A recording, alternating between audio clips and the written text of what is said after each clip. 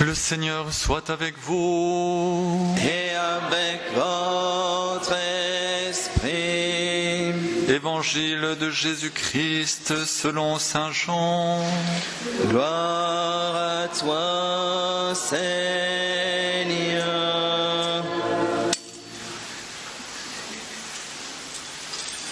Le premier jour de la semaine, Marie-Madeleine se rend au tombeau de grand matin. C'était encore les ténèbres. Elle s'aperçoit que la pierre a été enlevée du tombeau. Elle court donc trouver Simon-Pierre et l'autre disciple, celui que Jésus aimait. Et elle leur dit: on a enlevé le Seigneur de son tombeau et nous ne savons pas où on l'a déposé. Pierre partit donc avec l'autre disciple pour se rendre au tombeau. Ils couraient tous les deux ensemble, mais l'autre disciple courut plus vite que Pierre et arriva le premier au tombeau. En se penchant, il s'aperçoit que les linges sont posés à plat. Cependant, il n'entre pas. Simon-Pierre, qui le suivait, arrive à son tour. Il entre dans le tombeau. Il aperçoit les linges posés à plat, ainsi que le suaire qui avait entouré la tête de Jésus, non pas posé avec les linges, mais roulé à part à sa place. C'est alors qu'entra l'autre disciple, lui qui était arrivé le premier au tombeau. Il vit et il crut. Jusque-là, en effet, les disciples n'avaient pas compris que selon l'Écriture, il fallait que Jésus ressuscite d'entre les morts. Acclamons la parole de Dieu.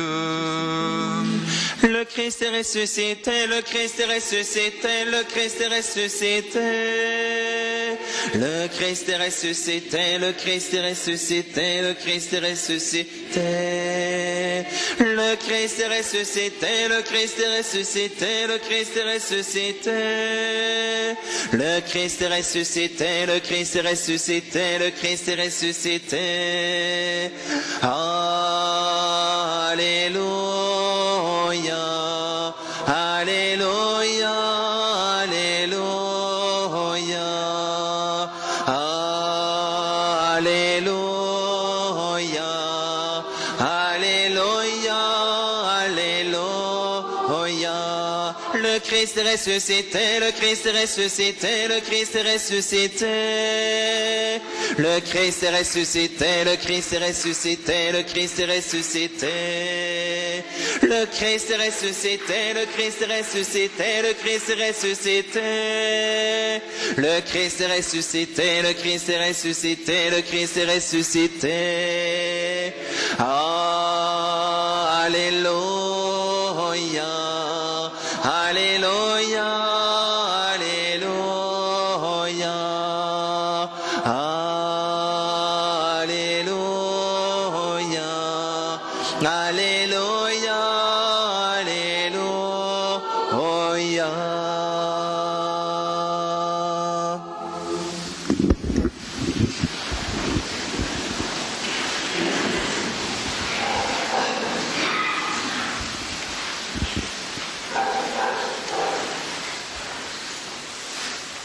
Alors, si nous avions été à la place de Dieu, vous me direz, c'est que ça commence dur aujourd'hui, est-ce que nous aurions fait la même chose ? C'est-à-dire, est-ce que nous aurions choisi ce scénario ? C'est-à-dire, bon, Jésus est ressuscité, d'accord, ce sera peut-être plus logique que Jésus lui-même apparaisse à tout le monde et dire « ça y est, c'est bon, je suis ressuscité ». On peut imaginer ce scénario. Alors, c'est pas vraiment ça. C'est pas ça que Dieu a voulu.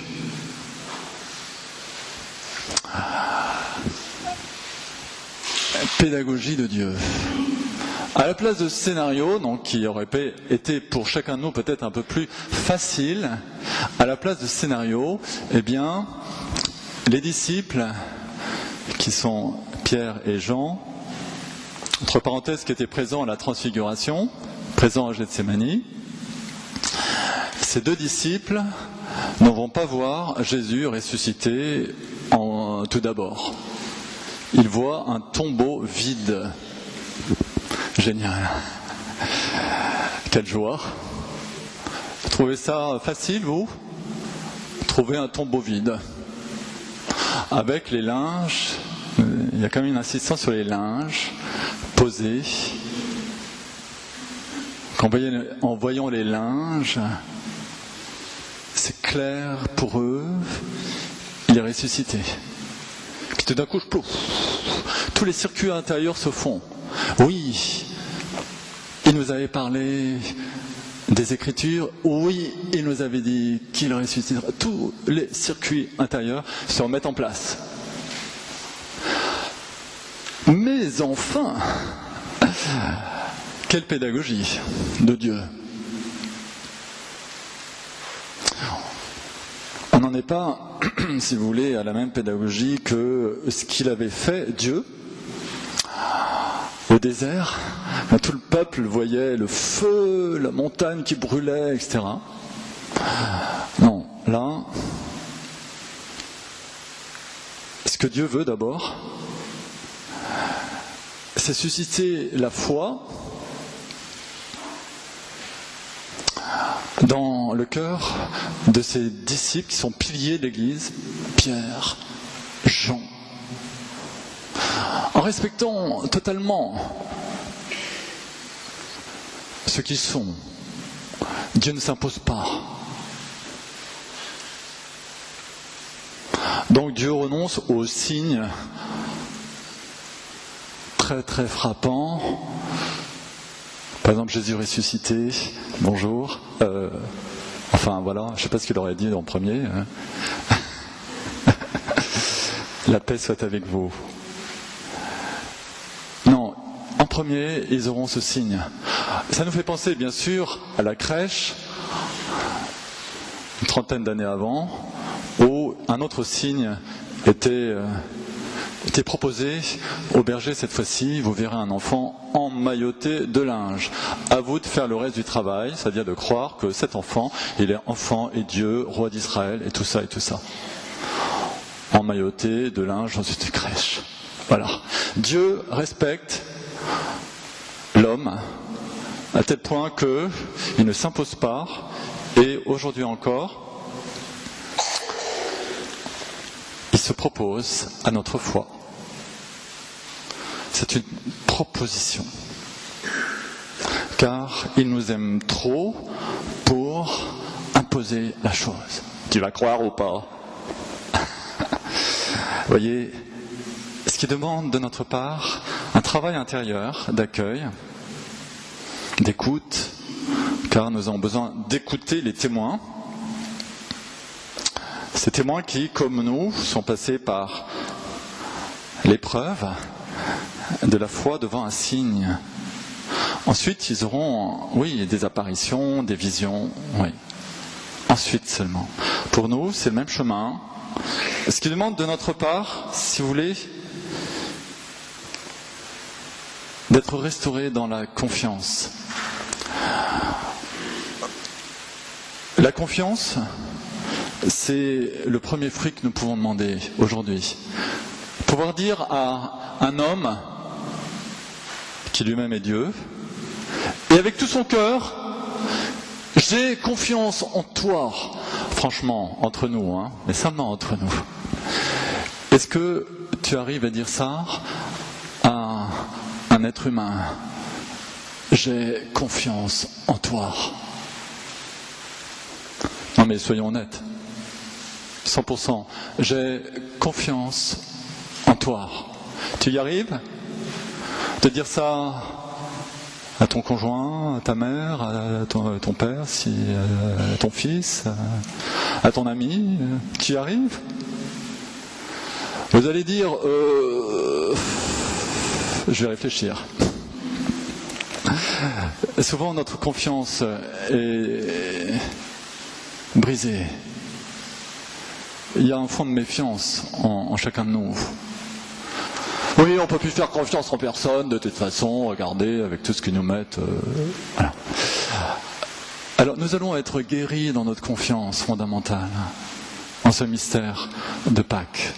Oui, nous allons pouvoir dire à Jésus, j'ai confiance en toi. Dans le voisin d'à côté, ma confiance, on va dire, va être théologale. Ça marche ? C'est-à-dire que je laisse le droit à mon voisin d'être pécheur, faillible. Voilà. Mais j'aurai confiance aussi parce que j'ai confiance en Jésus. Voilà la confiance. Alors, frères et sœurs, déposons nos désillusions au pied de cet autel.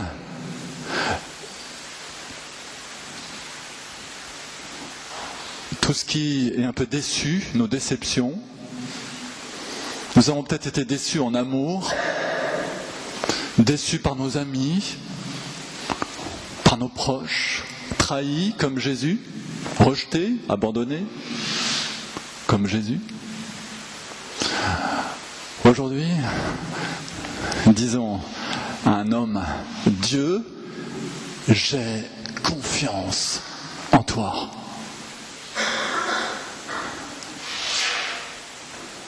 Et là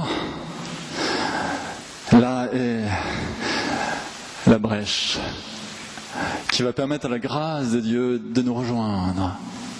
Car si nous n'avons plus confiance en personne, alors nous sommes condamnés à vivre refermés en nous-mêmes, dans nos tours d'ivoire. Et puis d'ailleurs, nous pourrons dire, bon, moi, je n'ai pas vraiment confiance en moi. On va faire des sessions de... vous savez, d'anthropologie, etc. On va travailler sur soi pour retrouver la confiance en soi. Mais bon, la clé,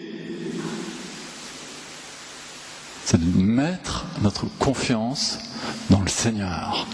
Car lui est notre vie. C'est lui notre vie. Ça, c'est le premier fruit. Il y a un deuxième fruit dans ce mystère de Pâques. Eh bien,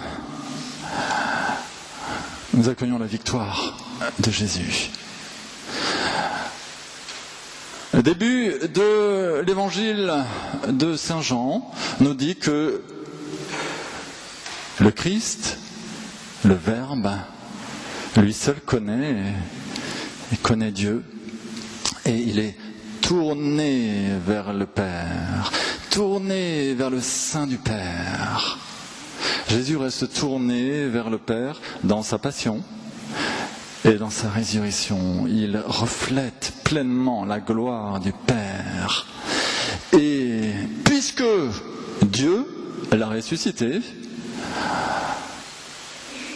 nos péchés sont pardonnés. Imaginons que le Christ n'était pas ressuscité. Il dit sur la croix, Père, pardonne-leur, car ils ne savent pas ce qu'ils font. Imaginez qu'il n'est pas ressuscité. Alors ça a marché cette prière ou quoi ? Tous les ans, les Juifs, à l'époque de Jésus, faisaient des sacrifices le jour des expiations. On n'était pas sûr que ça marche. Des sacrifices pour demander le pardon des péchés. Est-ce que ça a marché, le sacrifice? T'es vraiment pardonné? Est-ce que t'es inscrit dans le livre de vie? Pas sûr. La résurrection du Christ nous dit que le Père a entendu la prière de son Fils et l'a exaucée. Sinon, il ne serait pas ressuscité. C'est ce que nous dit l'Épître aux Hébreux. Nos péchés sont pardonnés. Alors, nous avons un deuxième travail à faire aujourd'hui, dans ce mystère de Pâques. C'est celui de nous laisser pardonner. Nous adhérons à lui, nous avons confiance en lui. Alors nous allons lui présenter aujourd'hui nos besoins d'être pardonnés. Alors vous allez me dire, c'est bon, je me suis confessé. Ouais, d'accord. Mais est-ce que tu as pensé aussi aux conséquences de tes péchés, c'est-à-dire la malédiction entraînée par ton péché? Ce que nous dit Deutéronome 27. Désobéir à la loi, c'est une malédiction. Remettons à Jésus les malédictions qui pèsent sur nous. Il va nous libérer, il nous libère. Mais c'est aussi un travail. Si nous ne l'accueillons pas aujourd'hui comme le juge des vivants et des morts, comme dit l'apôtre Pierre dans son discours, alors le juge, ça va rester nous-mêmes. Aujourd'hui, un petit travail. Quitter le juge intérieur. Vous savez, celui qui a un regard quand même un petit peu dur. Ensuite, tu te regardes dans la glace le matin. Tu fais un sourire ou pas? Nous allons apprendre à changer nos regards. Non pas pour devenir naïf, mais pour dire au Seigneur, c'est toi le juge, c'est pas moi, c'est toi le juge. Et un juge qui n'est pas dans une justice de vengeance, mais dans une justice qui rend juste. Voilà. Deuxième travail aujourd'hui, vous voyez, c'est celui d'accueillir le Christ comme notre juge, le juge des vivants et des morts. Alors, remettons-lui nos péchés, remettons-lui aussi nos besoins de pardonner aux autres. Mais du fond du cœur, c'est lui le juge. Il y a peut-être en nous un juge qui est encore dans l'amertume, ou qui aurait besoin quand même que le coupable vienne dire oui, je reconnais ma faute, et donc pour enfin pouvoir donner le pardon. Eh bien, regardons Jésus. Lorsqu'il ressuscite, il ne va pas dire bon à ses disciples, on va s'asseoir un petit peu d'abord, hein, ok? On s'assoit un peu. Alors toi, c'est la trahison, toi, c'est l'abandon, toi, c'est le rejet. Non, il n'a pas fait ça. Ok? Le Christ n'a pas fait ça. Donc nos besoins de pardonner qui attendent que les coupables s'inclinent front jusqu'à terre, eh bien ces besoins-là, donnons-les à Jésus. Il nous libère de ça aussi, de tous ces poids, de toutes ces amertumes. Parfois que nous exerçons vis-à-vis de nous-mêmes parce que nous ne correspondons pas forcément à l'idéal que nous nous sommes fixés. Alors ça, ce pardon-là, il est un peu difficile. Mais le Christ est le juge des vivants et des morts. Voilà l'enjeu aujourd'hui. Je me répète, premier travail, Jésus, j'ai confiance en toi. Deuxième travail, Jésus, je t'accueille comme mon juge, le seul. Et je te laisse la place dans mon cœur, la place du juge. Et enfin, si nous avons confiance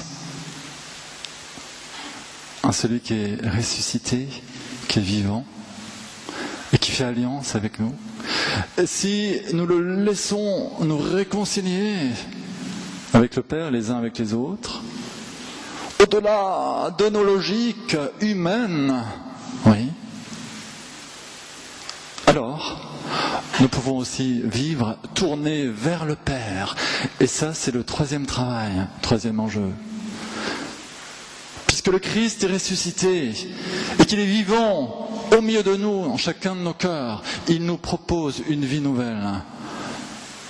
Nous allons désormais vivre tournés vers le Père. Alors vous allez me dire, oh tu te planes, bon, il faut quand même que je pense à mes affaires, t'es quand même un peu irréaliste. Non. Puisque il est celui qui est. Si tu veux être réaliste, tourne-toi vers celui qui est. Sinon, tu n'es pas réaliste. C'est lui qui est le réel. Vous voyez comment nous, dans nos logiques humaines, nous renversons les choses. Alors, le petit travail, le dernier, c'est de nous décentrer de nos égos, qui fonctionnent avec la logique humaine, d'accord, pour nous centrer sur lui. Alors, quel est le critère? Vous allez me dire comment, bon, c'est bien, c'est sympa, c'est super, mais comment on fait pour vérifier qu'on est centré sur la personne du Christ? Alors, c'est très facile. C'est très facile. Prier sans cesse. Vous voyez, c'est tout simple. C'est-à-dire d'être tourné vers le Père signifie être dans cette activité intérieure de l'amour, toujours. Notre vie, c'est le Christ, il est l'amour. Ne laissons pas l'amour inactif, ne serait-ce qu'une seule seconde. Et ça, c'est la prière perpétuelle. Alors, on est bien d'accord, la prière perpétuelle, c'est pas dire des prières tout le temps comme ça, machin, tout ça. Ouais, on est bien d'accord.